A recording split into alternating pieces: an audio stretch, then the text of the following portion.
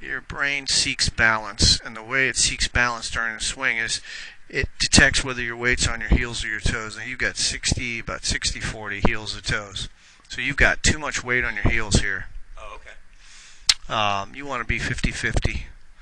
During the course of the swing, if you have too much weight on your heels at address, your brain will seek balance during the swing and it'll move forward. Subconsciously, you'll start to shift your weight forward. So, take away up to the top. Pretty good position at the top. Club face is a little bit open coming down. So that left wrist, we're going to focus in on here. I want to get that left wrist to be, instead of like this, I want it to be like that. Grip, maybe a little weak. I don't know. We're going to take a look. Your hands and the club head. Hey, Bill, thanks.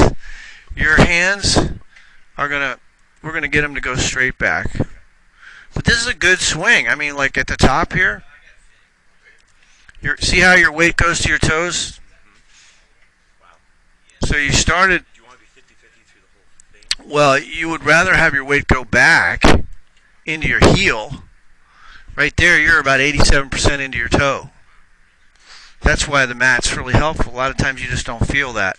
So what I would practice at home is just working on sitting into as you turn back, sitting more weight into your heels. So this ball would go to the right quadrant, the right rear quadrant. See where the center of pressure, your center of pressure is pretty much over your right toe. I'd like to get it over here, more in the heel. So you start with your toe? Start with it about 50-50. Actually, you know what? As you started to even it out here. This one's 50-50, pretty much, 57-43, a little bit on the toe. You did start on your toes, but you stayed on your toes. You actually loaded your toes. Your left knee, watch how it'll go in toward the ball, and you lift your left heel a little bit. Yep. Well, that's okay, but I think that's moving inward too much.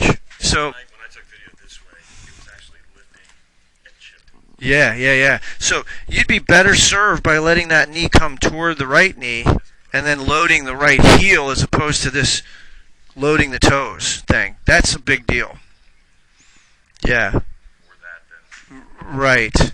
Right. Yep. So that's something you can practice. And I'll tell you another thing. Get a half foam roller and stand on a half foam roller and load your heel. On that half foam roller, you'll feel the weight go into the heel pretty easily. I have a couple balance things we can work on. Oh, all right. So